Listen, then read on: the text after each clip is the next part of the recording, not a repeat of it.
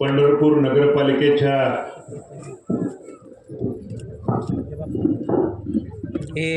निवडणुकीच्या निमित्तानं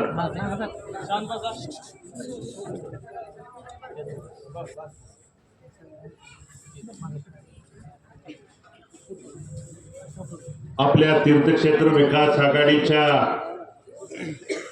नगराध्यक्ष पदाच्या आणि आपल्या या प्रभाग नंबर 10 मधल्या दोन्ही उमेदवारांच्या नगराध्यक्ष पदाच्या उमेदवारांनी आता आपल्या समोर त्यांचं म्हणणं व्हिजन मांडलं. त्यांना त्यांच्या कानात मला सांगायची, बोलायची आणि काय बोलावं हे सांगायची गरज या ठिकाणी पडली नाही. आणि या भागातल्या नगरसेवक पदाच्या उमेदवार सौभाग्यवती साधनाताई सुधीर धोत्रे, दुसरे उमेदवार संजयजी बंदपट्टे, सुधीरजी धोत्रे, दत्तात्रय भोसले, उपस्थित राजाभाऊ, अपक्ष उमेदवार म्हणून ज्या प्रीतीताई त्या ठिकाणी प्रीतीताई कुमार बंदपट्टे इथं उमेदवारी दाखल केली होती, पण आपल्या तीर्थक्षेत्र विकास आघाडीला आपल्या पाठीशी ठामपणे उभं राहण्यासाठी त्यांनी आपल्याला त्या ठिकाणी पाठिंबा व्यक्त केला. ते कुमारजी बंदपट्टे, आकाशजी बंदपट्टे, प्रवीणजी बंदपट्टे, विठ्ठलजी बंदपट्टे, मी आपल्या या परिवाराचं मनापासून अंतःकरणापासून काका आभार व्यक्त करतो.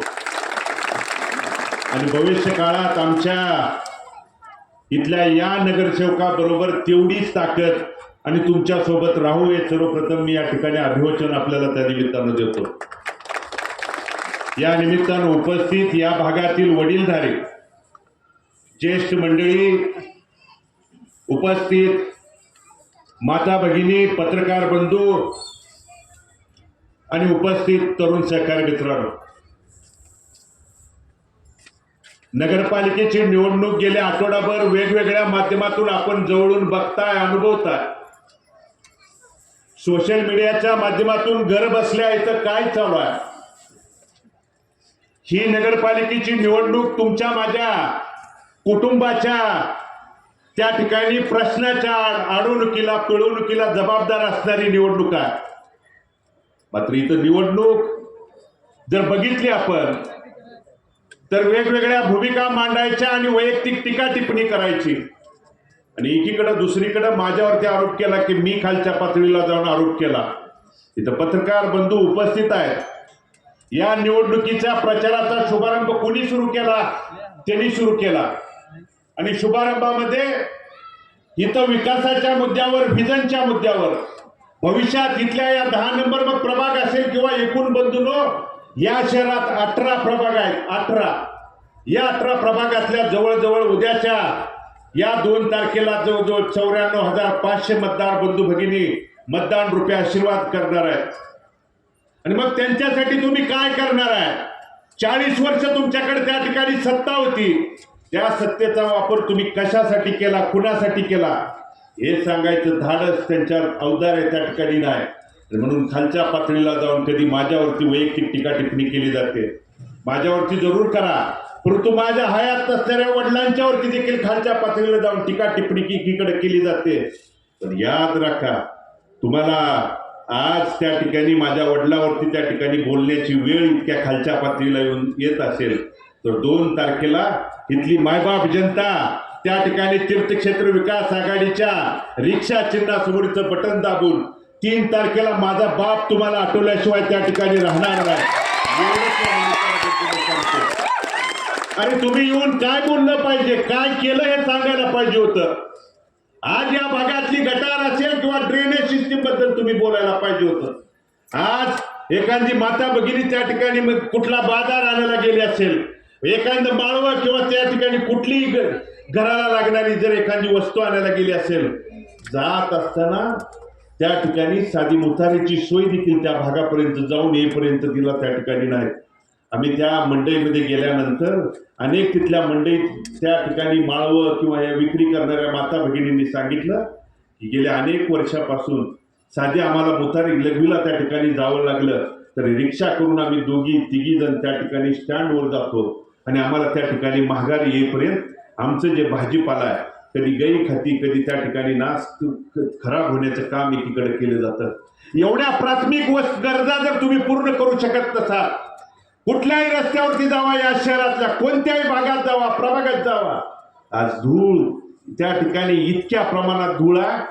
नानांनी यापूर्वीच सांगितलं होतं की इतकी धूळ आहे, इतका चिखल आहे की आमच्या छातीत चिखल त्या ठिकाणी झालाय. आणि हा जर त्या ठिकाणी आपण वेळोवेळी त्यांच्या आमिषाला बळी पडून पडलो तर भविष्य काळात इतक्या त्या ठिकाणी खालच्या थराला हे लोक जातील. आज काय परिस्थिती आहे?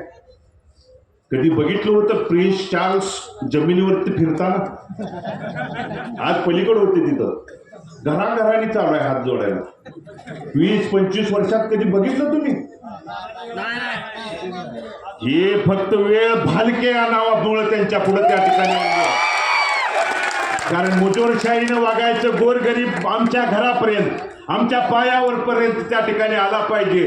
हे दडलशाहीची आणि मालकशाहीची भूमिका तोडून काढण्यासाठी लोकसेवक आणि जनसेवक म्हणून आम्ही त्या ठिकाणी भूमिका घेऊन आलोय. आणि बंधूंनो, तुमच्या आशीर्वादाची पाठबळाची त्या ठिकाणी गरज आलेली आहे. मात्र तुम्ही बोलताना कधी खालच्या पातळीला जाऊन बोलता. विकास तुम्ही त्या ठिकाणी धुळीवरती का बोलत नाही? खड्ड्यावरती त्या ठिकाणी का बोलत नाही? इथल्या शहरातल्या अनेक त्या ठिकाणी तुम्ही जे जागा असतील भूखंड हडपण्याचं पापण काम गेल्या अनेक वर्षापासून केलं, का तुम्ही त्याच्यावरती बोलत नाही? आता एक नवीन प्याद त्या ठिकाणी आणलंय. त्या नगराध्यक्ष पदाचे उमेदवार कालपासून बोलायला लागले. आपल्या त्या ठिकाणी भाषणामध्ये ती तुम्ही जाहिरात बघितली असेल बघा. असं आहे, पहिले मैं बहुत गरीब था, बघितली जाहिरात? तसं त्यांचं भाषण. 1995ला मी खूप गरीब होतो, पखालीवरून पाणी वाहत होतो, पखालीवरून पाणी देत होतो, मग हळूहळू माझे हे बिनोरत झाले, मग हळूहळू माझे ते बिनोरत झाले. आता मग तुम्ही 95ला गरीब होता तर 2025ला देखील तुमची संपत्ती लोकांना, नागरिकांना सांगायला पाहिजे ना. अरे हजारो कोटीच्या 500 कोटीच्या प्रॉपर्टी आणि त्या ठिकाणी गोरगरिबाच्या मानगुटीवरती तुम्ही पाय ठेवून त्या ठिकाणी दमदाटीची भाषा करून त्या ठिकाणी बळकावण्याचं काम त्या ठिकाणी केलंय. याचा पुरावा उदाहरणासहित बंधूंनो तुम्हाला मी सांगू शकतो. पलीकडे महावीर नगर आहे, इथनं 100 मीटरवरती बजाजचं जे दुकान आहे त्याच्या पुढचा भूखंड तुम्ही त्या ठिकाणी बघा. एवढा आंतरराष्ट्रीय बोलतेत की यांनी त्या भूखंडाच्या खरेदीचा दिवस देखील आंतरराष्ट्रीय केला. अरे आज डॉक्टर महामानव बाबासाहेब आंबेडकरांनी जे संविधान आपल्याला दिलं, ज्या संविधानाच्या माध्यमातून घटना दिली, त्या घटनेच्या माध्यमातून आपल्याला आपलं मत मांडायचं, आपली भूमिका मांडायचा, त्या घटनेच्या आधारात त्या ठिकाणी त्यांनी शक्ती दिली. त्या घटनेच्या जो 26 जानेवारीला प्रजासत्ताक दिना दिवशी जगाच्या देशाच्या पाठीवरती तर कुठं बघितलंय का? कुठलं त्या ठिकाणी शासकीय ऑफिस 26 जानेवारीला सुरू असतंय? पण ह्या महाशयाने 26 जानेवारी दिवशी त्या भूखंडाची खरेदी त्या ठिकाणी दाखवली. आणि हे जे उमेदवार आहेत ना नगराध्यक्ष पदाचे, त्यांचे सगळे बगल बच्चे, घरचे पै पावणे, ते भूखंड हडपण्याचं त्या ठिकाणी काम झालं. पोलीस स्टेशनला तक्रार झाली, FIR दाखल आहे. आणि इथल्या विद्यमान आमदारांनी ज्या आज 500 कोटीचा निधी आणला म्हणून सांगतायत ना, मी तुम्हाला जाहीर क्लिप त्यांची दाखवतो. विधान भवनासारख्या पवित्र भवनामध्ये त्यांनी त्या ठिकाणी बोलताना सांगितलं की हा भूखंड, हा घोटाळा त्यांनी केला, त्यांच्यावरती कारवाई व्हावी म्हणून याच विद्यमान आमदारांनी त्या ठिकाणी सांगितलं. आणि दुसरीकडे त्यांच्याच बरोबर आज प्रचार फेरीत खांद्याला खांदा लावून त्या ठिकाणी फिरताना बघतायत. मग हा जर दुजाभाव आपण नागरिकांनी त्या ठिकाणी ओळखला नाही आणि जर आपण त्या ठिकाणी अशा पद्धतीनं चुकीच्या लोकांच्या पाठीमागे जर आपण त्या ठिकाणी उभं राहिलो तर भविष्य काळ बंधूंनो आपल्या या कुटुंबाच्या, आपल्या मुलाबाळाच्या प्रपंचाशी निगडीत असणारी बंधूंनो ही निवडणूक आहे. गेली 25-30 वर्ष त्या ठिकाणी आपण वेगवेगळ्या भूमिका बघितल्या. आणि म्हणून दमदाटी करणारा हा नगराध्यक्ष पदाच्या पुढच्या विरोध उमेदवाराचा पती आज जरी साजूकपणाचा आव्हानात असेल तर पंढरपूरकर ह्याला गब्बर सिंग नावानं त्या ठिकाणी ओळखतात. त्या प्रभागात माता भगिनीनो, तुम्ही कोणी तुमची मैत्रीण असेल, कोण ओळखीची पै पाहुणे असेल तर विचारा. दमदाटी करून रस्त्यावरून खुर्चीवर बसल्यानंतर जाता येता नमस्कार जरी नाही घातला तरी बोलवून त्याला दम दिला जातो. आणि असे लोक आज इतक्या साजूकपणानं आव आणून त्या ठिकाणी भूमिका मांडत असताना हे दाखवायचे दात आणि खायचे दात वेगळे असणारी माणसं आज तुमच्या पुढे वेगवेगळ्या भूमिका घेऊन येताना दिसत आहेत. आणि म्हणून ही भूमिका जर तुम्हाला बदलायची असेल, आज जे 65 एकर आम्ही केलं म्हणून सांगत असताना याच 65 एकरामध्ये या गब्बर सिंगचा स्वतः शेती करून त्या ठिकाणी ऊस इतर कारखान्याला जात होता. मग 65 एकर तत्कालीन जिल्हाधिकारी तुकाराम मुंडे साहेब त्या ठिकाणी 65 एकराची दुरुस्ती करत असताना हाच गब्बर सिंग त्या मुंडे साहेबाच्या अंगावर त्या ठिकाणी गेला होता. म्हणून विकास कामाला अडथळा आणणारी जर माणसं भविष्यकाळात झाली आणि यांना हा उमेदवार पाहिजे कशाला? हा उमेदवार तुम्ही एखादं म्हणणं मांडून गेला, सांगायला गेला, घरकुलाच्या प्रश्नाबाबत गेला, एखादी गटार एखादी तुमची अडचणीत असेल, रस्त्यावरती खड्डा पडला म्हणून सांगायला गेला असेल, नगरपालिकेचा कराच्या बाबतीत, पाणीपट्टीच्या बाबतीत, टॅक्सच्या बाबतीत तुम्ही जर विचारायला गेला तर दमदाटीची भाषा करण्यासाठीची पुढचे उमेदवार आहेत. पण दुसरीकडं या तीर्थक्षेत्र विकास आघाडीचे सगळे उमेदवार त्या ठिकाणी तपासून बघा. आज संजयजी बनपट्टेंनी सांगितलं गेले 9 वर्ष लगातारपणे तुमच्या या भागाचा नगरसेवक जरी नसला तरी गेल्या दोन्ही निवडणुकीमध्ये तुमचा आशीर्वाद मागायला आले होते.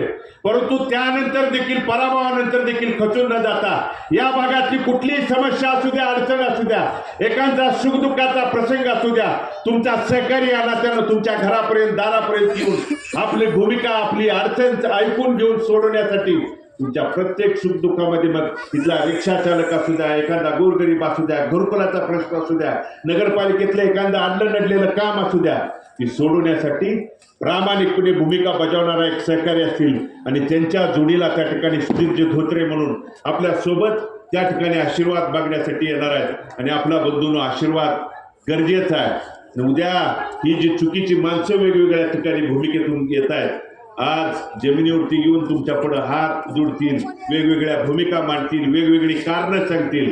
पण आज आपण फसलो तर जसे 25-30 वर्ष झालं आपण अनेक समस्याला सामोरं जातोय.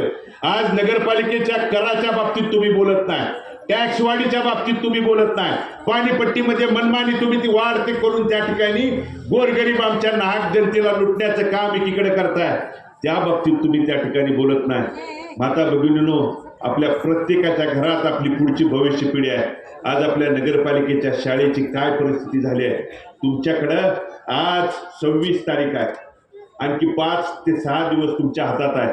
मी बोलतोय म्हणून नाही, तर तुम्ही आजूबाजूच्या नगरपालिकेच्या शाळेत जाऊन तुमची परिस्थिती बघा. इतकी त्या ठिकाणी खराब परिस्थिती या नगरपालिकेच्या या नेते मंडळींनी आणि अगोदरच्या सत्ताधाऱ्यांनी त्या ठिकाणी केली. आणि म्हणून आपल्या तीर्थक्षेत्र विकास आघाडीला या नगरपालिकेच्या शाळांची परिस्थिती बदलायची आहे. आज नगरपालिकेच्या आरोग्याच्या बाबतीत काय परिस्थिती आहे?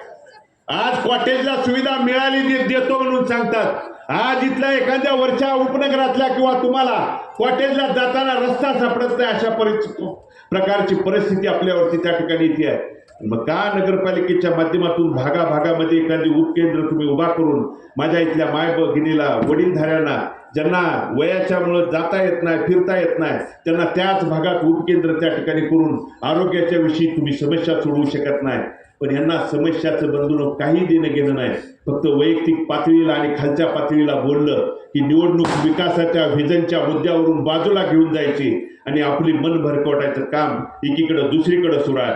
परंतु तुम्ही त्या अशा लोकांना खड्यासारखं बाजूला सारून उद्याच्या 2 तारखेला नगराध्यक्ष पदाचे उमेदवार म्हणून, कारण तुम्ही माझी जरी अर्धांगिनी पत्नी जरी त्या ठिकाणी या नगराध्यक्ष पदाच्या उमेदवार म्हणून माझ्यावरती आरोप केला जातो की तुम्ही तुमच्या घरात उमेदवारी दिली, पण घरात त्या ठिकाणी उमेदवारी देत असताना ही उमेदवारी कोणी आम्ही नाही तर इथल्या सर्वसामान्य मायबाप जनतेने आम्हाला त्या ठिकाणी या नगराध्यक्ष पदाच्या उमेदवार द्या म्हणून विनंती केल्यानंतर अनेक तरुणांनी सांगितलं की या भागातल्या घराघरापर्यंत जिथं जिथं समस्या अडचणी आल्या, गेल्या 3-4 वर्षाचा कालावधी बंधून बघितला असेल.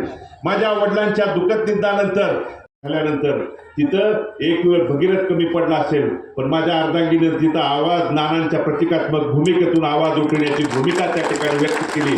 आणि तुम्ही माता भगिनींना आव्हान आणि विनंती करणार आहे की तुम्ही हाताला धरून त्या ठिकाणी बोलू शकताय, मांडू शकताय. आजपर्यंतच्या इतिहासामध्ये 10-20 वर्ष तिथं त्या नगरपालिकेच्या भागात जाऊन तुम्हाला तुमचं म्हणणं, समस्या सांगायचा देखील अधिकार त्या ठिकाणी नव्हता. पण तो अधिकार देण्यासाठीची ही उमेदवारी आहे. आणि तीर्थक्षेत्र विकास आघाडीच्या माध्यमातून मला आपल्याला आवाहन आणि विनंती करायची आहे की रिक्षा चिन्हासमोरचं बटन दाबून आपण आपला आशीर्वाद त्या ठिकाणी द्यावा. आणि आशीर्वाद दिल्यानंतर या भागातल्या समस्या, जसं संजयजी आणि सुधीरजींनी सांगितलेल्या पद्धतीनं प्रभागाच्या हिताच्या आणि समस्या सोडवण्यासाठी 10 नंबर प्रभागापासून आज प्रचाराचा कॉर्नर सभेचा शुभारंभ झालाय. तसंच विकास कामाच्या बाबतीत देखील याच प्रभागापासून सुरुवात त्या ठिकाणी केल्याशिवाय तीर्थक्षेत्र विकास आघाडीचे हे त्या ठिकाणी उमेदवार राहणार नाहीत. आणि आपण त्या येणाऱ्या 2 तारखेला आज काही मंडळी पुढचे आता सांगितलं, कोण काय देईल, कोण काय त्या ठिकाणी, कोण त्या ठिकाणी वेगवेगळ्या भूमिका सांगतील. मी हे दिलं, मी अमुक दिलं, मी तमुक दिलं. आज त्यांच्या पायाखालची वाळू सरकली आहे. कोण अपक्ष उमेदवाराच्या प्रचाराला येईल, कोण कशाला येईल. पण या चुकीला भूलथापाला बळी न पडता आपल्या तीर्थक्षेत्र विकास आघाडीच्या आपल्याला 3 त्या ठिकाणी प्रभागातले 2 उमेदवार आणि नगराध्यक्ष पदाच्या थेट त्या ठिकाणी संपूर्ण शहर त्यांना मतदान करणार आहे. त्या 3ही उमेदवाराचे इथं चिन्ह आहे, त्या ठिकाणी रिक्षा चिन्ह आहे. आज बंधूंनो, तुम्ही काल बघितलं असेल, आज महामानव डॉक्टर बाबासाहेब आंबेडकरांनी जे दिलेला संविधानाचा आज संविधान दिन आहे. आणि काल त्या ठिकाणी नगरपालिकेमध्ये या सध्याच्या विद्यमान सरकारला दबावाला त्या ठिकाणी बळी पडून मग तिथलं प्रशासन असेल किंवा अधिकाऱ्यांनी काही जणांच्या सांगण्यावरून तीर्थक्षेत्र विकास आघाडीला एकसारखं चिन्ह मिळू द्यायचं नाही, अडचण आणायची, प्रचाराला अडचण आणायची म्हणून काय भूमिका मांडली. पण तीर्थक्षेत्र विकास आघाडीचे उमेदवार आणि आम्ही त्या ठिकाणी जाऊन ठणकावून सांगितलं की उद्या जर हे चुकीचं काम आणि पाप तुम्ही केलं तर संविधानाचा तुम्ही त्या ठिकाणी महामानव डॉक्टर बाबासाहेब आंबेडकरांच्या संविधानाचा तुम्ही अपमान करताय. आणि संविधान जर पायदळी तोडण्याची भाषा याच त्या ठिकाणी नतद्रष्ट सरकारच्या काही मंडळींनी यापूर्वी केलं होतं. आणि जो तसा प्रकार जर उद्या केला, म्हणजे आज जर त्यांनी केला, तर त्या ठिकाणी आम्ही रस्त्यावरती उतरू म्हणून सांगितल्यानंतर यांच्या पायाखालची बंधूनं वाळू सरकली आणि वेगवेगळी भूमिका घेऊन तुमच्या पुढे वेगळी वेगळी भूमिका सांगितली. अरे एवढा अट्टहास कशासाठी? का तुम्हाला त्या ठिकाणी आम्ही तीर्थक्षेत्र विकास आघाडीची त्या ठिकाणी उमेदवार, ही नगराध्यक्ष पदाची उमेदवार ही रणरागिणी जर निवडून आली तर गोरगरिबांच्या घरापर्यंत, दारापर्यंत जाईल, ती समस्या ऐकायला दारापर्यंत जाईल. आणि मग मला मालक म्हणून आमच्या दारापर्यंत पाय धरायला, मुजरा करायला आमच्यापर्यंत कोण येणार नाहीत. ही भूमिका त्यांना त्या ठिकाणी खालावती आहे, सुचवती आहे. याच भूमिकेतनं त्यांनी वेगवेगळ्या भूमिकेतून त्या ठिकाणी चुकीच्या गोष्टी पसरवण्याचं काम त्या ठिकाणी केलंय. म्हणून उद्याच्या 4-5 दिवसामध्ये तुमच्या पुढं वेगवेगळ्या भूमिका, कारण तुम्ही जुनं काय केलं सांगायला तयार नाहीत. मंदिर परिसरात कॅरिडोरच्या नावाखाली अनेकांची घरं उद्ध्वस्त करण्याचं काम केलं. त्या ठिकाणी रस्त्याचा जो डीपी प्लॅन आहे, रस्त्याचा डीपी प्लॅनच्या अगोदर बंधून 9 मीटरचे रस्ते होते, परंतु यांनी 15 मीटरचे रस्ते, मग मंदिर परिसर असेल किंवा इथं सुद्धा हा सुद्धा रस्ता तुमचा 15 मीटरचा त्यांनी प्रस्तावित केला. म्हणजे 15 मीटर कुठंपर्यंत येतं हे घर. मग ह्या रस्त्यावर त्यांना कबड्डी खेळायची आहे का खो खो खेळायचं आहे एवढं? अरे गरिबांना उद्ध्वस्त करून विकास करायचं का तुम्ही जर घालत असाल? 9 मीटरच्या रस्त्याच्या बाबतीत आम्ही सगळ्यांनी होकार दिला होता, पण तुम्ही 15 मीटरचे रस्ते करून विकासाच्या नावाखाली घरं उद्ध्वस्त करून जर तुम्ही आमच्या घरावरती त्या ठिकाणी नांगर फिरवण्याचं काम जर पुढच्या काळात ते लोक करणार असतील बंधूंनो, तर वेळोत्सावतेनं होणं गरजेचं आहे. म्हणून ही चुकीची माणसं उद्याच्या 2 तारखेला आपल्याला त्या लोकशाही पद्धतीनं बाजूला सारण्याचा त्या ठिकाणी अधिकार आलेला आहे. आणि या तीर्थक्षेत्र विकास आघाडीच्या नगराध्यक्ष पदाच्या आणि आपल्या या प्रभागातल्या दोन्ही उमेदवारांना आपण रिक्षाच्या चिन्हासमोरचं बटन दाबून, काही आज चिन्ह मिळाल्यानंतर बऱ्याच जणाला असं पोटात हे होऊन कुणी टीका केली, रिक्षा 3 पायाची रिक्षा घेऊन आले म्हणून सांगितलं. अरे पण माझ्या याच रिक्षावरती या शहरातल्या हजारो माझे तरुण त्या ठिकाणी पोटाचे कळगी भरण्याचं काम त्या ठिकाणी करतात, पण तुम्ही चिन्हावरती देखील खालच्या पातळीला जाऊन टीका. म्हणजे हे उद्या कशावरती त्या ठिकाणी बोलतील. आणि ह्यांच्या सवयीप्रमाणे रस्त्यावरचं खड्ड्यावरचं धुळीतलं हे बोलतच नाही.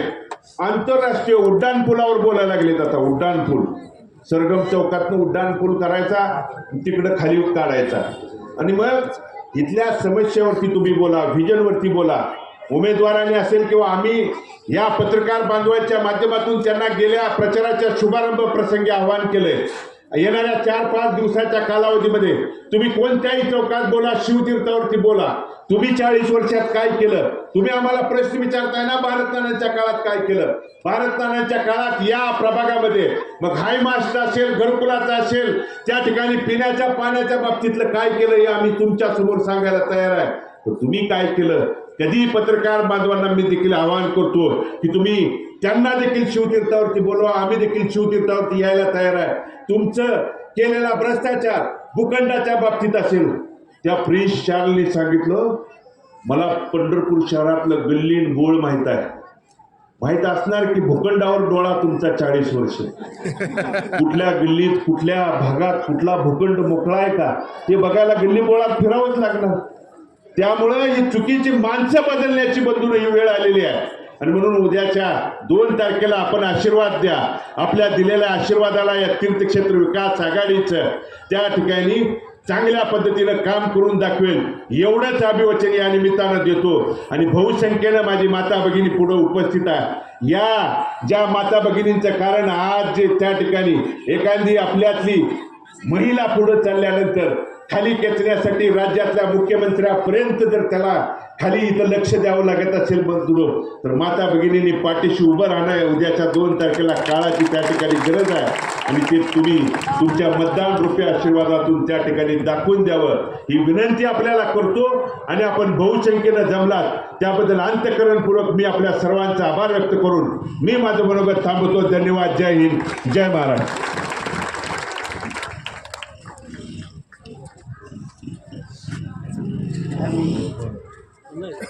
या ठिकाणी आपलं विजन पुढं काय असेल ते ताईंनी पण सांगितलं आणि दादांनी पण सांगितलं. या कार्यक्रमाला आवर्जून उपस्थित राहिलेले